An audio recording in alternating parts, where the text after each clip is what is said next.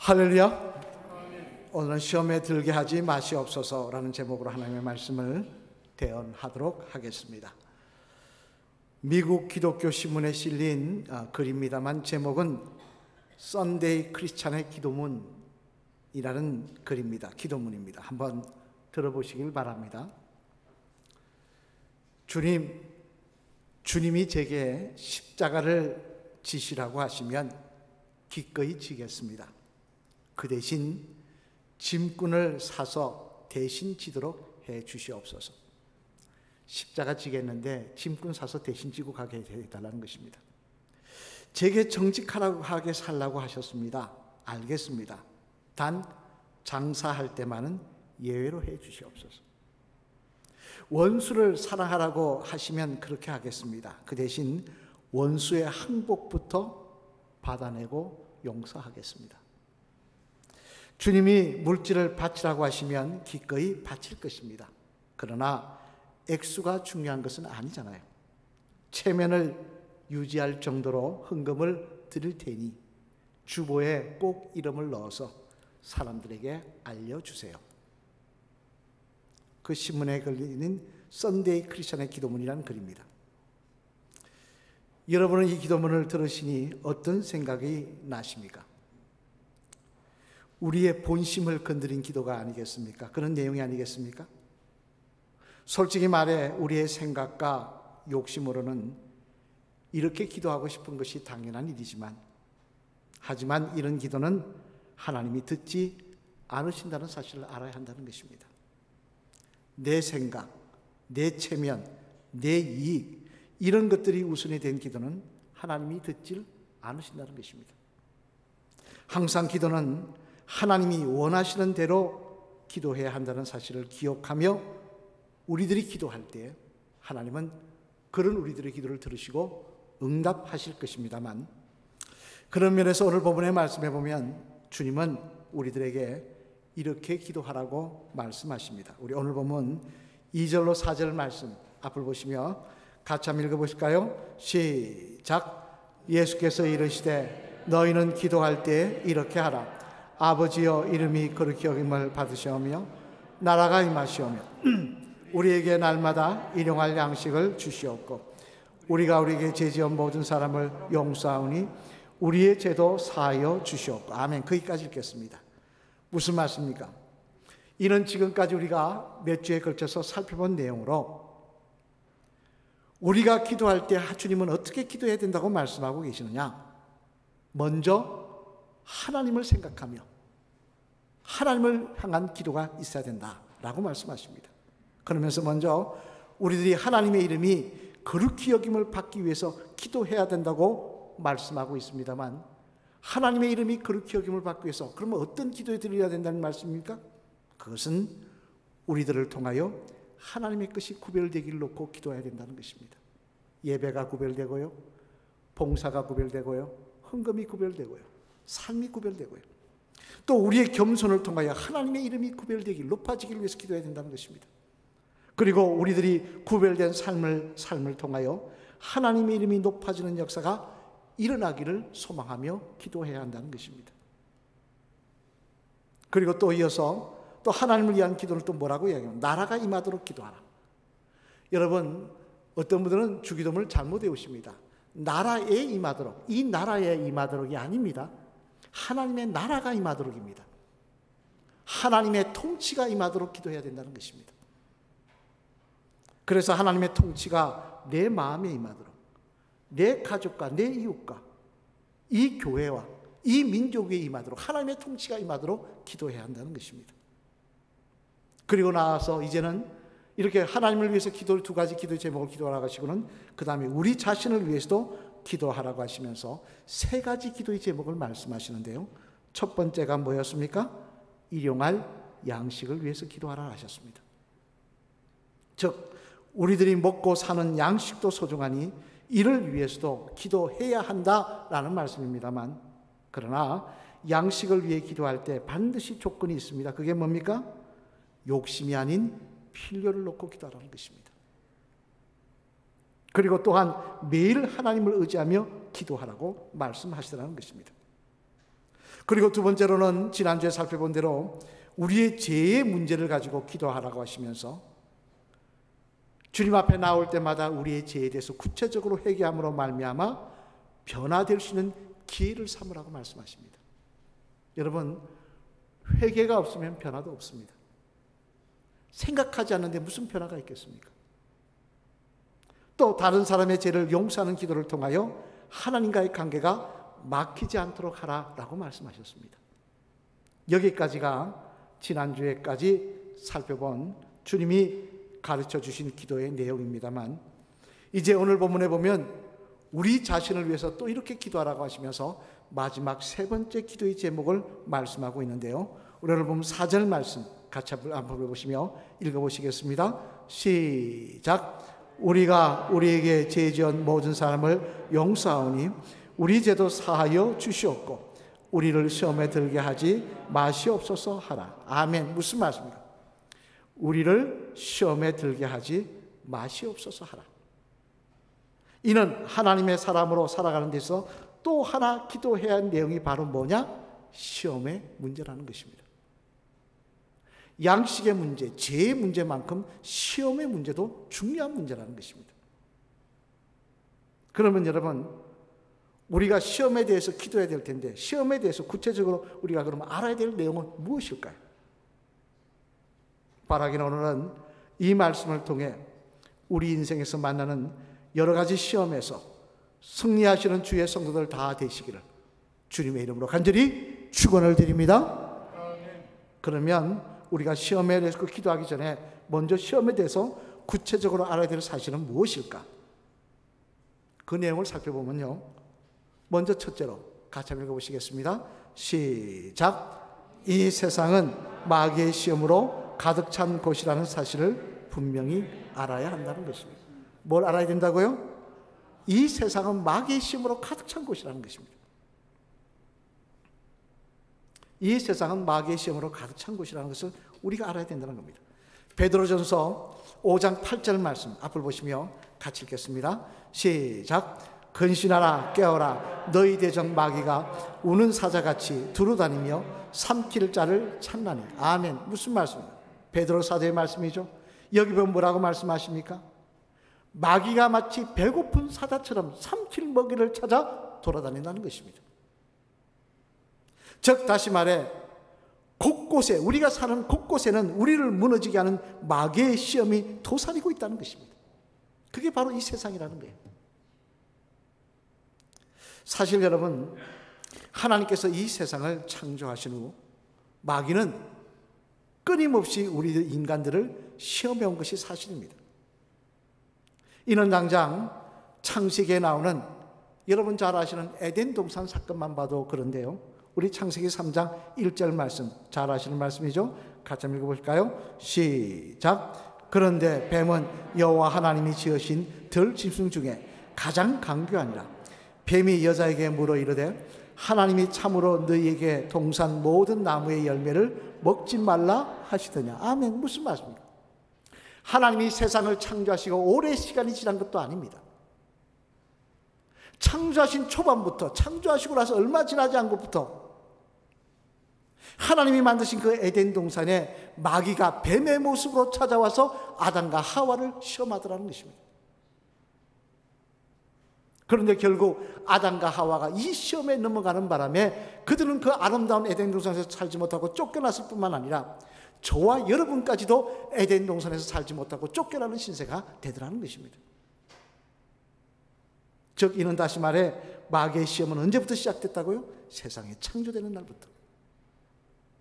세상 말로 역사와 전통을 자랑하는 게 마귀의 시험이라는 것입니다. 그리고 또한 마귀의 시험은 대상도 가리지 않는데, 복음서에 보면요, 마귀는 다른 사람도 아닌 특별히 예수님께서 12명을 선택하셨지 않습니까? 그죠? 많은 인류 가운데 12명을 선택하셔서 제자로 삼으셨는데요, 이 제자들에게도 찾아와서 시험을 하더라는 것입니다. 마태복음 16장 22절로 23절 말씀 우리 한번 같이 읽어보시겠습니다. 시작. 베드로가 예수를 붙들고 항변하여 이르되 주여 그리 마옵소서, 이 일이 결코 주께 미치지 아니하리이다. 예수께서 돌이키시며 베드로에게 이르시되 사탄아 내 뒤로 물러가라. 너는 나를 넘어지게 하는 자로다. 내가 하나님의 일을 생각하지 아니하고 도리어 사람의 일을 생각하는도다 하시고. 아멘. 무슨 말씀입니까? 이 이야기는 다른 사람도 아닌 예수님의 제자 중에 수제자 베드로에게 일어났던 일입니다. 수제자 베드로가 주님은 그리스도시요 살아계신 하나님의 아들이시라는 고백을 통하여 천국의 열쇠를 받았습니다. 그런데 그 받아서 우쭐하는 베드로에게 찾아와서 사탄이 시험하자 어떤 일이 일어나느냐? 예수님의 사역을 방해하더라는 거예요. 그리고는 주님으로부터 베드로가 어떤 말을 듣습니까? 사탄아 내 뒤로 물러가라. 너는 나를 넘어지게 하는 자로다. 참 기가 막힌 책망까지 듣게 만들더라는 것입니다. 하지만 예수님의 제자 중에 유혹한 것이 비단 베드로만이 아닙니다. 더 기가 막힌 유혹이 있죠. 바로 가룟 유다의 시험. 우리 요한복음 13장 2절 말씀도 한번 같이 읽어보실까요? 시작. 마귀가 벌써 시몬의 아들 가룟 유다의 마음에 예수를 팔려는 생각을 넣었더라. 아멘. 무슨 말씀입니까? 마귀가 세상 사람, 다른 사람, 저 멀리 있는 사람, 그런 사람이 바로 12제자 중에 한 사람이었던 가룟 유다에게 찾아와서 예수님을 팔려고 하는 마음을 넣어줬다는 거예요. 사실 여러분, 가룟 유다는요 어리석은 사람이 아니었습니다. 그는 12명의 제자 중에 제일 똑똑한 사람이었습니다. 어떻게 목사님 그걸 아십니까? 이렇게 보면 알 수 있습니다. 여러분, 우리가 어떤 모임을 만들 때, 회개를 세울 때 티믹한 사람 세웁니까? 똑똑한 사람 세웁니까? 똑똑한 사람 세웁니다. 동계산 약한 사람 안 세워요. 머리 잘 돌아가는 사람 세웁니다. 예수님이 3년 동안 사역할 때 누가 회개를 세우느냐? 가룟 유다를 세웠어요. 가룟 유다 똑똑하다는 이야기입니다. 그런데 그런 가룟 유다도 마귀가 찾아와서 그를 시험하자 그는 3년 동안 따랐던 주님을 은 30냥에 팔아버리는 죄를 짓고 있더라는 것입니다. 그리고 이뿐만이 아닙니다. 마귀는 또한 중요한 하나님의 역사가 일어나는 순간에도요 시험을 멈추지 않았는데, 이는 당장 종교개혁이라는 엄청난 사건 앞에서도 마찬가지였어요. 종교개혁을 이룬 마틴 루터, 여러분 잘 아시죠? 한번 볼까요? 이렇게 생겼습니다. 이 마틴 루터의 고백에 의하면요, 종교개혁을 준비하고 있을 때 매일매일 마귀가 서재에 찾아서 자기를 유혹하고 시험했다는 거예요. 뭐라고 시험했느냐니까, 너 같은 더러운 녀석이 무슨 종교개혁이냐? 너는 너의 이 죄값을 어떻게 할래? 또 어떤 날은 찾아서 말해, 너나 바르게 살아라. 남 이야기하지 말고 너나 바르게 살아라. 마귀는 이렇게 유혹할 때마다 마틴 루터는 흔들렸다는 거예요. 그래서 그래, 내같이 죄 많은 사람이 무슨 종교개혁이야? 내가 어떻게 그런 일을 할 수 있어? 내같이 부족한 인생이. 그러고는 종교개혁 자체를 접으려고 했다는 것입니다. 그 정도로 흔들렸다는 거예요. 그러다 하루는 로마서에 기록된 그리스도 예수 안에 있는 자에게는 결코 정죄함이 없나니라는 말씀이 떠올라서 그 말씀을 붙들고 기도하며, 그리스도 예수 안에 있는 자에게는 결코 정죄함이 없느니라, 누가 나를 정죄할 것이냐라고는 하고는 잉크병을 들어 마귀에게 집어던지고는 종교개혁을 진행했다는 것입니다.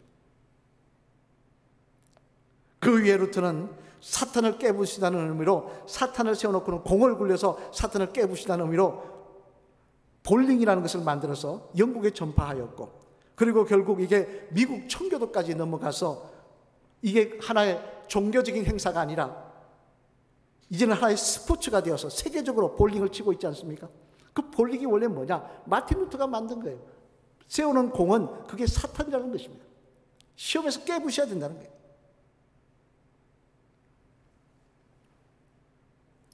이처럼 마틴 루터가 역사적인 일을 할 때도 마귀는 와서 시험하더라는 것입니다. 누가복음 22장 28절 말씀해 보면요, 주님도 제자들에게 이렇게 말씀하십니다. 우리 누가복음 22장 28절 말씀, 우리 앞을 보시며 같이 한번 읽어보실까요? 시작. 너희는 나의 모든 시험 중에 항상 나와 함께한 자들인즉. 아멘. 무슨 말씀입니까? 예수님이 사역을 마무리하는 3년의 기간이 다 끝나갈 때 말씀하신 겁니다. 제자들에게 뭐라고 말씀하시냐? 이 3년 동안 너희는 내가 끊임없이 마귀에게 시험을 받을 때 같이 있어서 힘이 되었던 사람들이라는 것입니다. 이는 무슨 이야기입니까? 예수님도 이 땅에 오셔서 육신을 입고 3년 동안 보내신 공생애 동안 끊임없이 마귀의 시험을 받으셨다는 거예요. 성경에 기록된 그 시험뿐만이 아니라 끊임없이 시험을 받으셨다는 것입니다. 그러니 여러분, 아담과 하와, 베드로와 가룟 유다, 그리고 마틴 루터, 심지어 이 땅에 그리스도로 오신 예수님까지 계속해서 시험한 마귀가 저와 여러분을 그냥 내버려 두겠습니까? 저와 여러분을 건들지 아니하고 그대로 잘 믿다가 천국 가라고 그대로 내버려 두겠냐는 말씀입니다. 그것은 어디까지나 우리들의 착각일 뿐만 아니라 참으로 위험한 발생이기도 한 것입니다. 여러분, 과거에 역사했던 마귀가 오늘도 결코 쉬지 않습니다.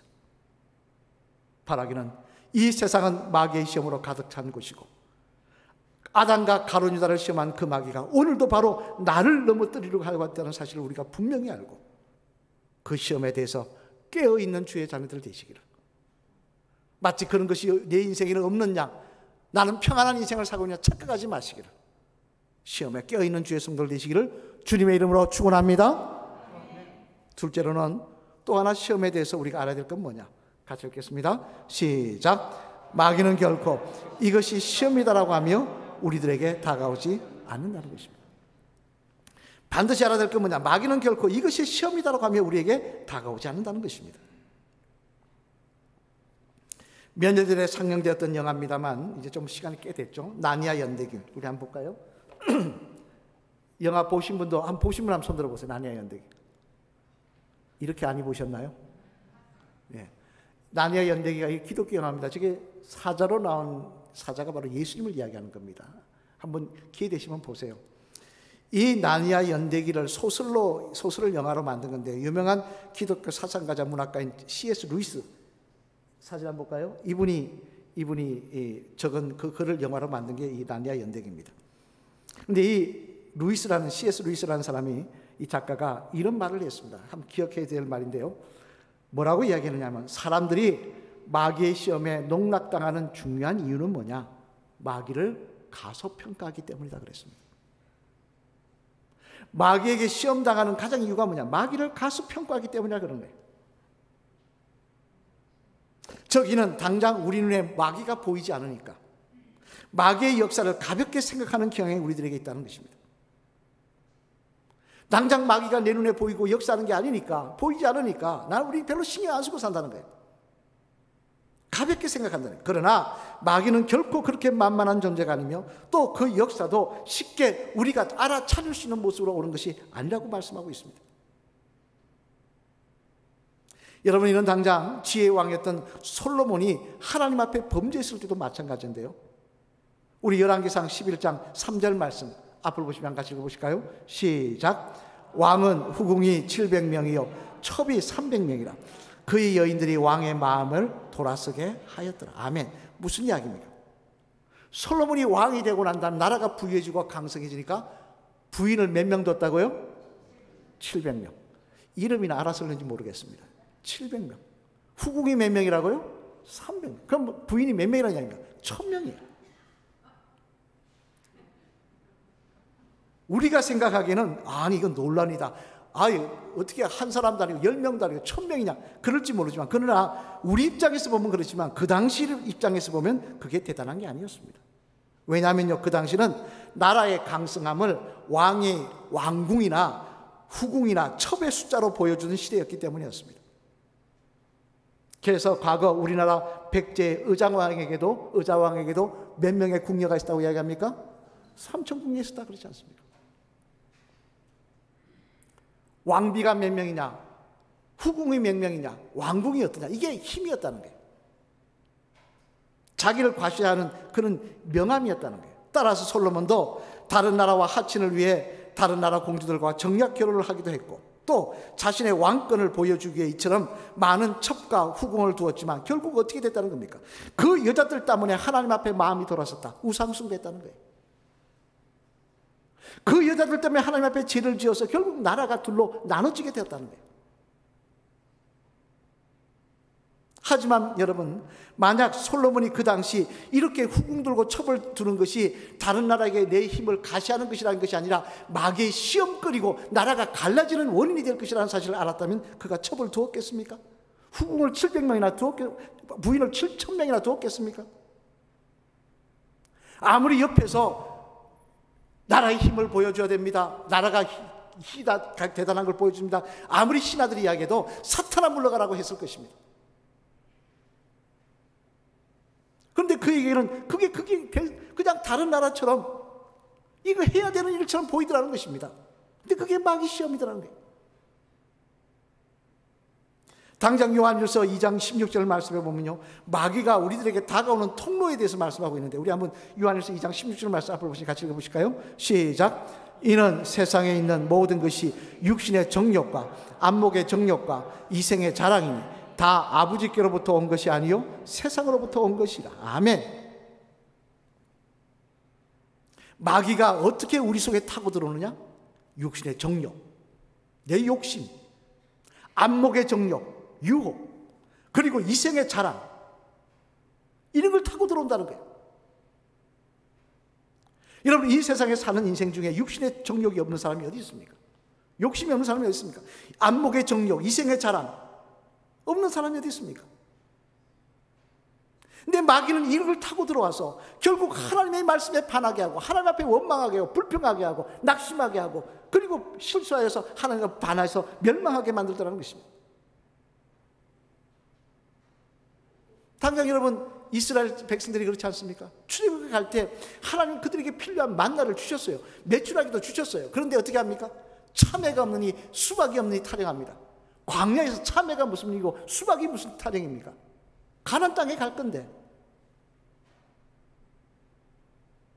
육신의 정욕에 눈 멀어버리니까 그딴 소리하고 있더라는 거예요.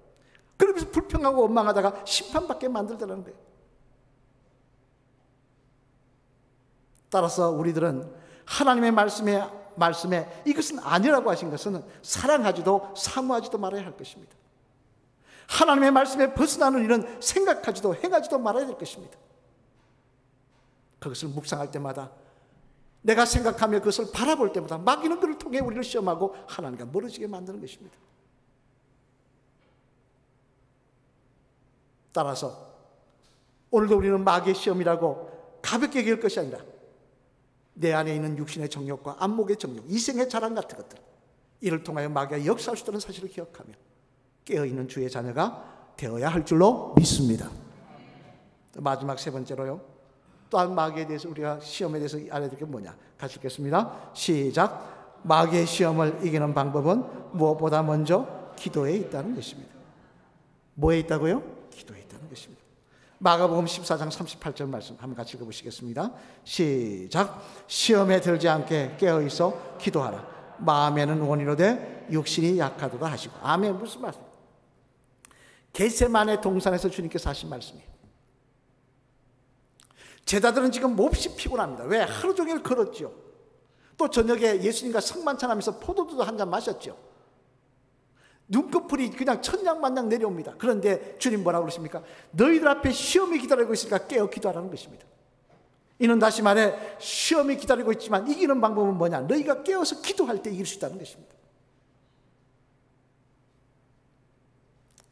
여러분, 평양 산정현 교회 담임 목사님이셨던 주기철 목사님 아실 겁니다. 한번 볼까요? 주기철 목사님 이렇게 생겼습니다.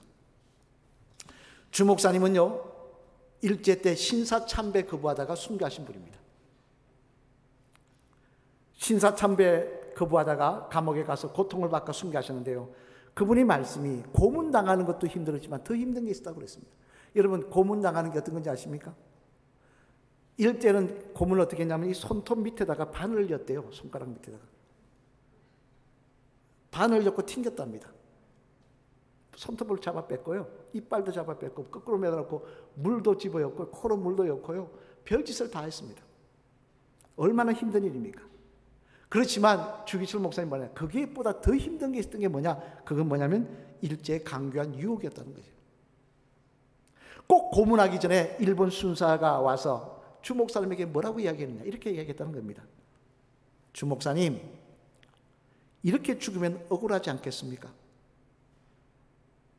당신이 죽으면 집에 있는 처자식은 누가 돌볼 것입니까? 목사님들 중에도 신사참배한 사람들이 많이 있는데 왜 당신만 고집을 부립니까? 그냥 한번 눈 딱 감고 신사참배 하십시오. 그냥 풀어주겠습니다. 이렇게 유혹했다는 것입니다. 그리고 안 한다 그러면 두드려 팼다는 거예요. 여러분, 주목사님도 사람인데 이런 유혹이 얼마나 주목사님 마음을 흔들었겠습니까? 알겠습니다. 한마디만 하면 고문도 끝나고 풀려날 수 있는데요.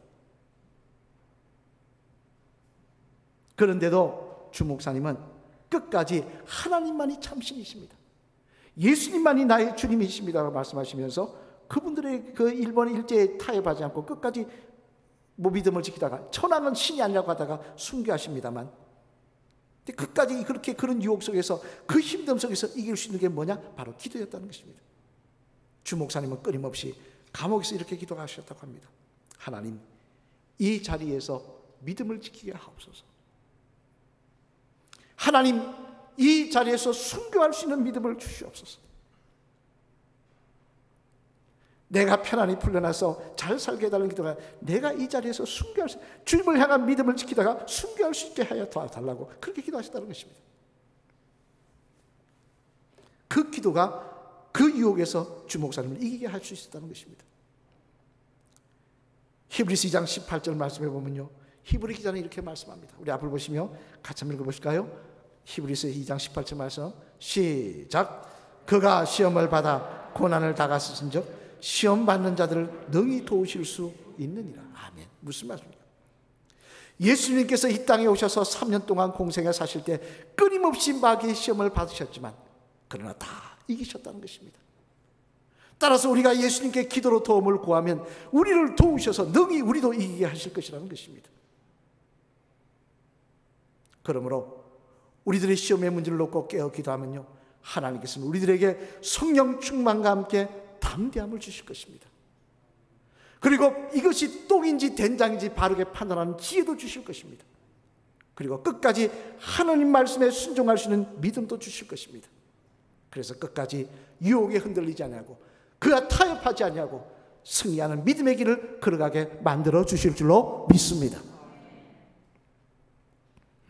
사랑하는 성도 여러분, 종교개혁가이자 스코틀랜드 장로교회 창시자였던 존 낙스라는 사람이 있습니다. 한번 볼까요? 이렇게 생긴 분입니다. 이 스코틀랜드 장로교회 창시자입니다. 그는 말년에 가장 힘든 일이 무엇이냐고 묻는 동료에게 이런 말을 했다고 합니다. 가장 힘든 일은 사탄으로부터 시시때때로 습격을 받는 일이었다. 때로는 사탄은 나의 죄를 덜먹이며 너는 자격 없는 자라고, 네가 무슨 목사냐고, 네가 무슨 종교개혁가냐고 자격 없는 자라고 흔들어 낙심하게 만들었고, 또 때로는 내가 목회활동을 충실히 이행했기 때문에 너는 하늘나라의 큰 복을 받을 자라고 참 대단한 일을 했다고 하면서 교만하게 만들었다. 그럴 때마다 나는 성령 충만을 간구하며 말씀을 붙들고 기도하며 사탄과 싸웠습니다. 그리고 감사한 것은 기도할 때마다 주님의 도우심으로 나는 그 싸움에서 이길 수 있었습니다. 여러분, 오늘도 마귀는 가만히 앉아서 경치 구경하고 앉아있지 않습니다. 마귀는 우리를 바라보며 닭이 소가 닭보다 쳐다보고 있지 않습니다. 과거 베드로와 가룟 유다를 시험했던 그 마귀가, 예수님까지 시험했던 그 마귀가 오늘도 우리를 시험할 것입니다. 우리의 육신의 정욕과 안목의 정욕과 이생의 자랑을 통해 나의 교만함과 나의 어리석음과 나의 무지함을 통하여 끊임없이 우리를 시험할 것입니다. 그럴 때 깨어 기도함으로 말미암아 하나님의 능력으로 승리하시는 복된 주의 성도들 다 되시길 바랍니다. 우리가 믿음의 길을 간다고 갔는데 그 길이 믿음의 길이 아니라 패망의 길이 되는 어리석은 인생이 되지 않기를 바랍니다. 우리 한번 따라 하시겠습니다. 마주 보시면서 집사님은 마귀가 시험하려고 하는 첫 번째 대상자입니다. 우리 다시 한번 할까요? 집사님 집사님은 마귀가 시험하려고 하는 첫 번째 대상자입니다. 깨어 기도함으로 성령 충만하여 승리하시는 그런 집사님 되시길 바랍니다. 할렐루야. 아멘. 여러분, 마귀의 시험에 넘어가서 실패하는 인생이 되어서야 되겠습니까? 내가 한평생 믿음의 길을 걸었는데 그 길이 잘못된 길이어야 되겠습니까? 오늘 보면 4절 말씀 우리 다시 한번 읽어보실까요? 같이 읽겠습니다. 시작. 우리가 우리에게 죄 지은 모든 사람을 용서하오니 우리의 죄도 사하여 주시옵고 우리를 시험에 들게 하지 마옵소서 하라. 아멘. 무슨 말씀입니까? 마귀의 시험의 문제가 우리 삶에 있어서 중요한 문제 중에 하나이니 이 시험에 들지 않도록 깨어 기도하라는 것입니다. 그리고 또 히브리서 2장 18절 말씀도 우리 한 같이 읽어보실까요? 같이 읽겠습니다. 시작. 그가 시험을 받아 고난을 당하신즉 시험 받는 자들을 능히 도우실 수 있느니라. 아멘. 무슨 말씀이에요? 우리가 깨어 기도하면 주님께서 우리를 도우셔서 그 시험에서 이기게 하시겠다는 것입니다. 마귀는 오늘도 역사할 것입니다. 육신의 정력, 안목의 정력, 이생의 자랑, 그리고 내 같이 사는 사람을 통하여, 심지어 여러분 마귀가 가장 많이 역사하는 곳이 어딘지 아십니까? 바로 교회예요. 왜? 이곳에선 주님을 사랑하는 사람이 많기 때문에. 왜 교회에 말이 많고 탈이 많아서? 마귀가 가장 역사하는 곳이 이곳이에요. 마귀는요, 내 가족을 통해서, 내 동료를 통해서, 내 믿음의 교회를 통해서, 내 주변 사람들을 통해서 마치 그를 사게 들게 하실 겁니다. 하나님의 뜻에 반하게 할 것입니다. 하나님의 역사에 불평하게 하고 원망하게 만들 것입니다. 깨어 기도하십시오. 흔들리지 마십시오. 끝까지 이 거룩한 길 믿음으로 걸어가시는 저와 여러분 되시기를 주님의 이름으로 간절히 축원을 드립니다.